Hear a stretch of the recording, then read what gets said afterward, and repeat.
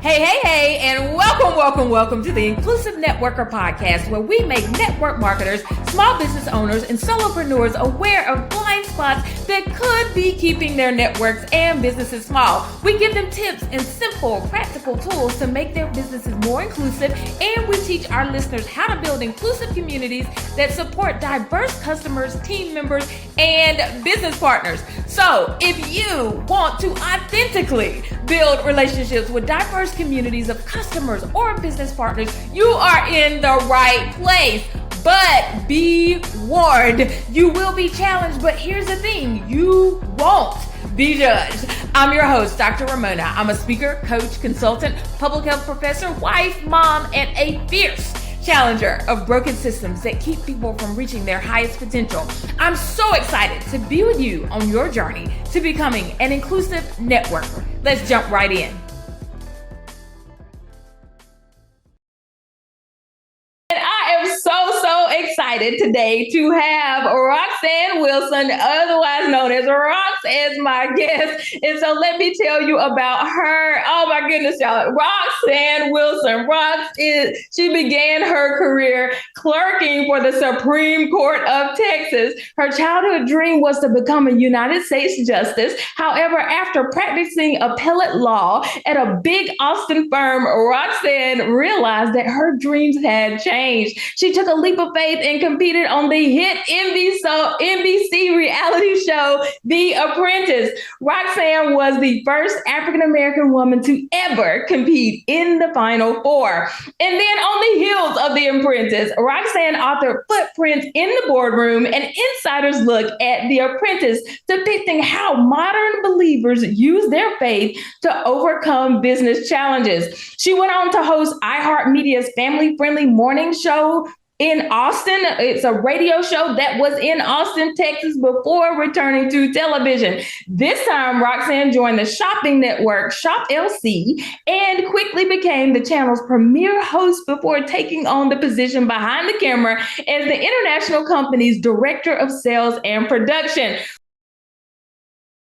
Of all network marketers. It was here that she found a love for melding her experience to help network marketers learn how to run their network marketing business in the modern social media world and become CEOs. Roxanne has a Bachelor of Business Administration from Baylor University and a law degree from the University of Michigan Law School. Rox is the host of a top 100 entrepreneur podcast called Rox Talks, the podcast for network marketers, hosts a show on Facebook Live 3 times a week, and is a firm believer that you are now ahead, you are now behind, and you are exactly where you are supposed to be. So, Rox, welcome to the Inclusive Networker Podcast. Dr. Raymona, could you just, you're my hype woman. I'm like, wow, I want to meet her. Thank you for having me. And this is such a great space. I'm so excited about what you've created here and what it can do to help so many network marketers. So thank you for that. Yeah, thank you so much for being here. So let's just jump right in and then tell us a little bit about your business and the main problem that you solve for your customers and your clients. Sure. So I, kind of like you said, so I coach network marketers and direct sellers, social sellers, whatever you feel like calling yourself, really how to, what I tell them is I teach them how to grow their business on social media. And what that comes down to is showing them that at the end of the day, what's most important is you meet people. I consider social media like the bar. You meet people, great, but you don't ask them to get married at the bar. You get to know them. Then you kind of ask them out on a date. That's you getting them off of social media onto your list and building and cultivating it. So really creating what others in business would call a funnel, but one that is really network marketing specific. That's what I tell them, I teach them. And that is true. That is what I coach. But what I really do coach them is to realize that at the end of the day, the reason why people are purchasing from them or joining them in business is because of them, not because of their fancy product, not because of anything else. And I think when we get into network marketing, we feel like, one of the first things that's also often asked us is, are you willing to be coachable? I'm like, yes, I'll be coachable. And so we think coachable means become a cookie cutter. And a lot of times leaders and uplines think in order for someone to be successful on my team, they got to do it exactly the way I did, right?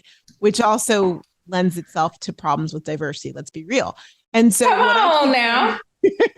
what I teach them is this, like the way to have that competitive edge where people are going to buy from them is to showcase what makes them unique, showcase what makes them different.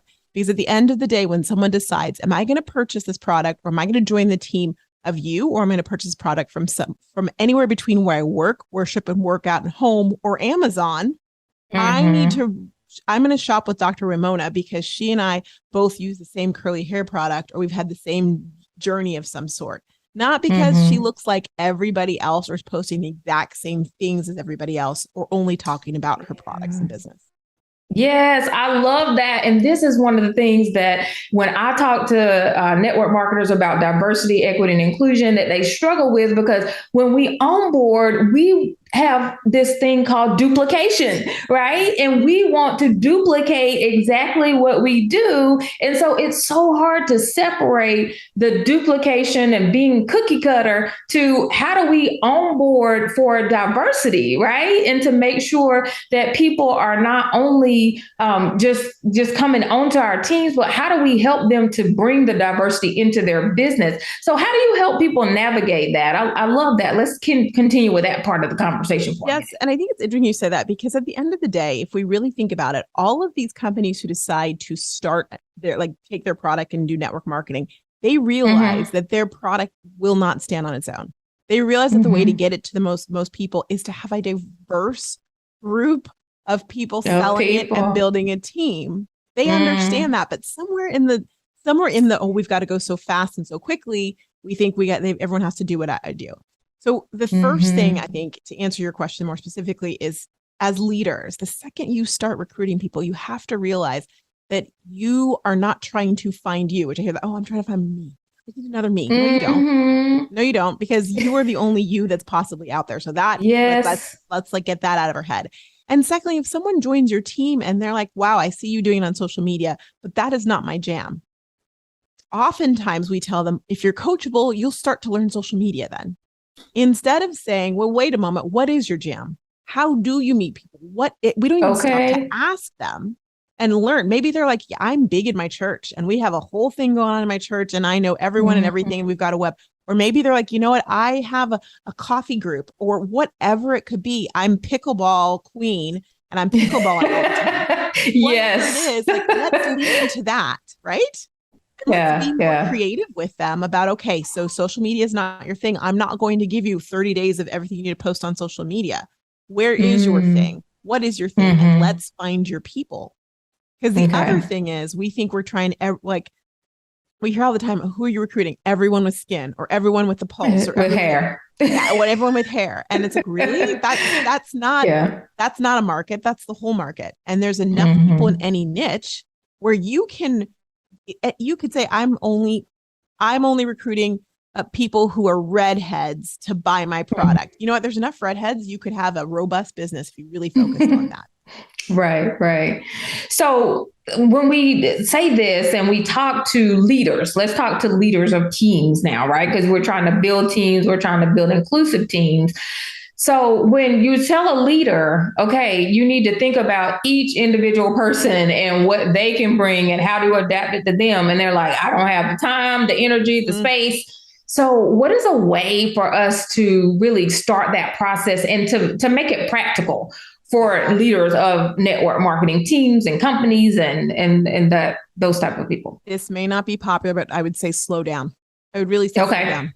I think sometimes when we speed it up and we try and make it so easy and duplicatable, what we do is we throw away everything. Like we throw away more than we would if we just take a moment. So it may mean that you're not recruiting or you're not onboarding as many people this month, but how many people you are onboarding actually end up being successful and stay with you longer, right? That part, right? So I'm hopping in here because this is so good. So when we think about this idea of, people think about the recruitment, right? So we can recruit 1 million people, but the retention, and this is what I try to get people to see, is that the diversity, equity, inclusion, belonging, justice piece is helping with the retention piece. And that's how you build a big team. That's how you start to be the inclusive networker, right? And so it's not about how many people come on the team. It's about how many people that stay, right? Exactly. Exactly. But we are taught in network marketing that it's a numbers game. It's a numbers game. So it's okay. And we are actually taught not to care about retention. Really, truly. And so if we take a moment and step back and go, okay, I want to meet people where they are. I want to figure out what their strengths are. I don't want to just think that the way that I did it 5 years ago, 10 years ago, even 3 years ago is not applicable anymore. If you built your business before 2020, stop telling someone who's coming in now they need to do it the way you did. Because the world is different. Yeah. Yeah. And we have to adapt. Yeah, exactly. Yeah. And we do. And we needed to before that. But I think 2020 makes us realize, okay, really the world, really, we can all see how it's different. Yeah. Yeah. Come on. So here's the next thing. So when we think about then this idea of an inclusive networker, because that's the name of the podcast, right? We want to know, what are the characteristics, do you think, of an inclusive networker? What does that even mean? Yeah. What does that mean? Because I still have flashbacks back in my days where there would be, I will never forget, there was a convention and it was like, hey, we realized that we don't have, they were tactfully saying that we don't have minorities. We don't have many women or people of color. And I thought, oh, Lord in heaven above, now you're going to see this person running through like, oh my gosh, I see someone who's Asian. I see someone who's Black. I see Black people. Hi, can I meet you? Like, that's not it, right? That's not it. And that's also, again, thinking about the numbers and not thinking about the people. So the characteristics of an inclusive leader, network marketer is walking the walk. And I'm not saying you got to go to every, this month is this appreciation, that appreciation. I'm not saying that, but literally ask yourself, do an evaluation of your environment.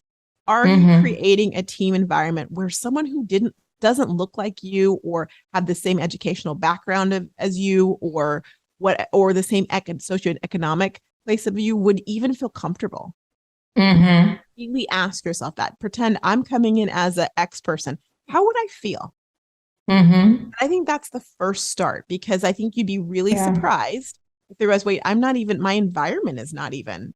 It's almost like if you think back to the days of the good old boy days of law firms or wherever, and the talk, the locker room talk, oh, everything's fine. And then you realize, wait, a woman doesn't want to sit here and hear you talking about all of those things all the time. So first of all, think about your environment. Secondly, be authentic about it. Ask yourself, why do you want an inclusive team? And I say that because, and this is a little controversial, but I'm like, if you don't have a good reason, then maybe you shouldn't be the person trying to have an inclusive team. And I hate to say that, but I'm serious. I'd prefer to go, you know what? I am more comfortable figuring it out with people that I understand naturally without having to stretch myself. And that's a much healthier environment for someone than someone who comes in that looks like me and goes to your team and it's like, wow, this is toxic. Yeah. And we just crush people, right? Because we're just bringing them on and we're not thinking about anything outside of the lens that we have. And so we bring them on just for the numbers. And then we end up having so much damage that's done, right? When we don't have they always say you can bring all the 31 flavors of ice cream, but if you don't have a freezer, don't get mad if they melt, right? And so, I love that. So that's the thing, is that we in network marketing, we don't have the freezer. We got the flavors, but we don't have the freezer. And then people aren't getting to the top. Yeah, that's huge. And I think that's so very important, because if you think you want to be inclusive just so you can say, I do have the United Colors of Benetton, that is not a reason. And that is not a supportive place for the diverse that come in. And I mean, even I'm not just talking about color, right? I'm talking about, I was recently at a convention for pharmacy, for the company pharmacy. And I was amazed and impressed at how many people they had who, I think the appropriate way, and if I don't say it appropriately, forgive me, but were deaf or hard of hearing. And I was so impressed because they had incorporated, of course, they had an interpreter and whatnot. And I was standing there and I was talking, I took sign language a very long time ago. So I was trying to sign and try and remember it. But I was thinking to myself, if you are someone who's deaf or hard of hearing and you go to a team that is not accommodating to that and is not a welcoming place, how uncomfortable would that feel? And maybe it's easier for people to think about it that way than thinking about, oh, why would it be difficult for a Black woman or an Asian woman? Like maybe you need to think about it in a different way, like where you can physically think about it and go ask yourself, what is the point of bringing someone on to make them feel less than, or to make them feel like they're not welcome? So really think that through, and then ask yourself why do you want them on there? Don't bring me on because you want to say you have a Black person, you check a box. That's not what this is about. What's the value? And don't do it because you just want more money. That's another exactly. Right. Yeah. And go ahead. No, please go ahead. Yeah, you made me think of with the hearing example, the idea of the subtle acts of exclusion, right? So there's the book by Tiffany Jana, that Subtle Acts of Exclusion.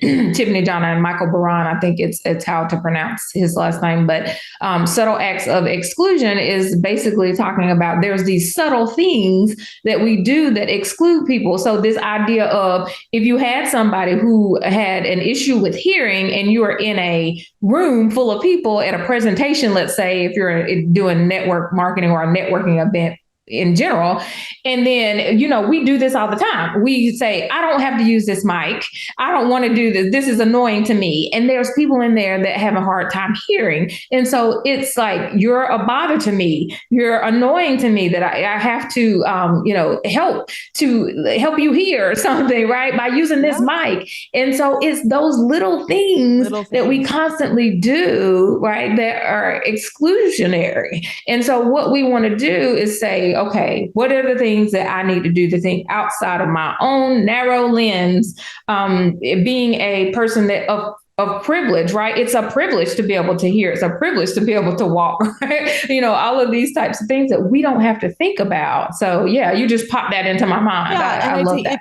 It's a privilege because our society was built for around it. Yes. Around it, right? That's the only reason it's a privilege, right? Because we made a society where that's the case. And I agree. Exactly. With the little things, like if for example, I do training sometimes where we have translators on Zoom. And I know that in order for the translator to be able to translate what I'm saying, I need to slow down. If I said, you know what, it's a pain, I'm just going to keep going quickly, then what's the point of me even trying to be inclusive in that way? Because I'm not, because if I'm going quickly so that the person who has to use the translator can't hear me, it's just not right. I think it's thinking about all those things and realizing too that it's okay to ask. I'd much prefer you say, I don't know. Can you tell me, like, is there something that I could do to make sure that you feel accommodated, or people who you might be recruiting might feel accommodated? Because the other thing is, what you don't know as a team lead is you probably have team members that have people that, even though they may look like or act like you, have people in their circle that look or act differently, and they might not feel comfortable recruiting them because deep down inside, the environment is not one they think that they would be successful and thriving. Yeah. It goes deeper than that. I think, you asked me what are the characteristics. I think what I'm trying to say is someone who's being genuine about it and really has an intention. You have to be intentional about it, but that doesn't mean that now you have to start putting people that don't look like you on your social media. Like, that's not it. That's not it. If you truly don't have people in your sphere that are diverse, don't start just taking. Don't make it up. Don't make it up. Don't make it up. I see it now. I'm like, why'd you put that on there? That has nothing to do with anything. So. Exactly. So, what are 3 tips you could give someone? So what if they want to be a more inclusive networker and they kind of feel stuck right now? So, 3 tips, 1 tip, get started. What do you think is something that people can do to be a more inclusive networker? First and foremost, you're in the right place because you're listening to this podcast. So you can check that off and feel like you're winning already because you're like, okay, I do care about this. I mean, that's huge. Right? Yes. Okay. Because that's doing the work, in my opinion. The second thing I would say is, besides doing that, like just doing a little audit of your situation currently, I would say if you do have someone on your team that is diverse in some way, reach out to them. Ask them. And if you don't, maybe you have a friend who's never joined you, probably hasn't joined you because it just looks like a sorority that she wouldn't feel comfortable with, right?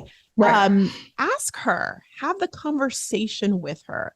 What I've found is when you have those genuine conversations, you're going to learn and it's going to help you know the right thing to do, because I don't think it's the same for everybody. I really don't. I think there's different ways to go about it, but realizing also, humbling yourself and realizing that the way you're doing it, like if you are sitting here and you don't have a diverse team yet, that means that there's something you've done that has, for lack of a better, repelled. I don't mean repel in a mean way, but has like with magnets, has repelled that from coming into your space. So that evaluation, I think, is huge. And when you do have that person who comes, please don't scare them away by running after them. Like, I have to have you, or, oh my gosh, you'd be so great. Because why? Because I'm Black. That's why I'd be great. Because kind of give me another reason why I should do this. Yeah. Yeah. Love that. Oh my goodness. Yes.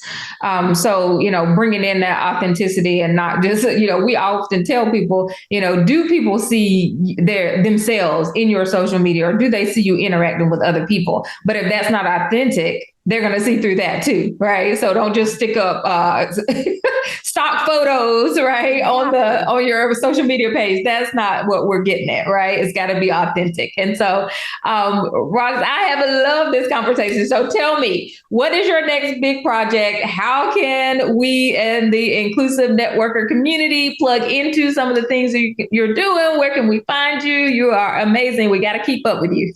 Thank you so much, Dr. Raymona. So for me, the big thing, because of course we're in the end of the year, right, is one of the things I realized is that, so we're doing Black Friday everything. So I just really want to make sure that network marketers have the tools that they need to build out their social media. And so we're really from beginning to end. And so I have things, if you need templates where you just I just need a place to start, I have that template. What do I do with it? I have templates for every industry to help you out with that. If you need a little bit more help and coaching, I offer that as well too. And then we even just launched an agency. So if you're like, what, I understand social media is important, I don't want to be the one doing it, we'll do it for you. And complete strategy. One of my pet projects as well too was really launching social emails, is what I call it. And that was because emails are important, and as network marketers, we try to I don't need emails really. Why is Nordstrom still sending emails if they're not important? It's why are all these big companies doing it? They wouldn't waste their money. But what I found is, as I was teaching emails and showing people how to get people from social media to their list and nurture them, they were getting stuck. And I realized they're getting stuck because they didn't know what to say. So we've put together a year's worth of emails so that you can put one out each and every week. It's templated. You just have to Mad Lib style, fill in the blanks to zhuzh it up and make it your own. And then you can have those on automated and send them out. And with some, extra sequences, just to encourage people to learn more about you, buy your product, join your business. So that's a thing we just launched that I'm very excited about. And I love that. Yes, go ahead. You can find me on Instagram at Rox Talks is the best place to find me, right there. And then you can also find me at socialstoriesmembership.com. Amazing. So thank you so much for listening to this episode of the Inclusive Networker. And thank you to my fabulous guest, Roxanne Wilson. Rox, thank you. You will find her information in the show notes, and we will see you on the next episode of the Inclusive Networker. Bye. Thank you so much for listening to this episode of the Inclusive Networker. You can find out all the information for our fabulous guest today in the show notes. But don't forget to subscribe to the Inclusive Networker podcast and to look out for a new episode each week on YouTube and wherever you enjoy your podcast. This is your host, Dr. Raymona. And as always, remember, I see you and I'm cheering you on. And I dare you to defy limits. See you on the next episode of the Inclusive Networker.